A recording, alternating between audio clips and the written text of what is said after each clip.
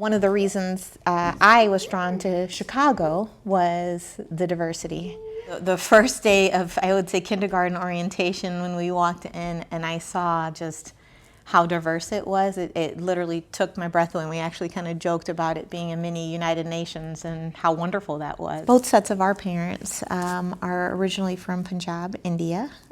We are Sikh. It was really important for us to find an area that was not only convenient work-wise or getting to the the highway, but actually fitting what we were looking for our kids, and the education system, and just embracing everyone's differences and whatnot. And that's something that we very much so have experienced here in, I would say, Sprague, and even around this area in the Stevenson district. Diwali is celebrated for, it's a religious holiday in India, and it's celebrated across India for different reasons. Such a big holiday. I would say when you think about kind of traditional Western culture, it would be the equivalent of like a Christmas, right? So this is the holiday, the biggest holiday. And so their tradition is making lots of sweet dishes, just like we make cookies over December for whatever holidays you're celebrating. Sikhs and Hindus and whoever across India are making their traditional kind of dishes and sweets and whatnot. Presents are given.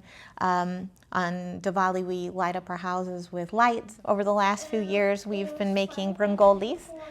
I think it's kind of fun, and it's an Indian tradition that I think is very pretty, and the girls love to do it with me. Some families have passed on designs from generation to generation, but quite frankly, we honestly just go on YouTube and Pinterest to see what we think that we can kind of accomplish. Like any parent, right, you want the world for your children. And obviously you want them to succeed and be like the greatest, best in whatever they choose to kind of pursue in their life.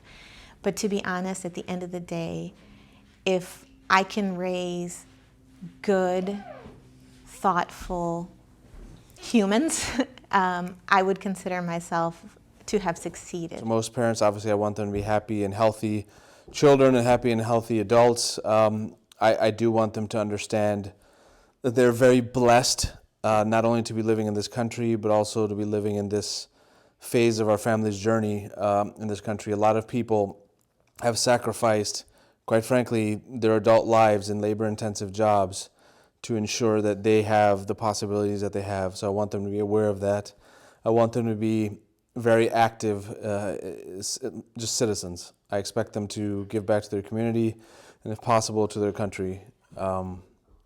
Beyond that, if they meet those goals, I'd be over the moon.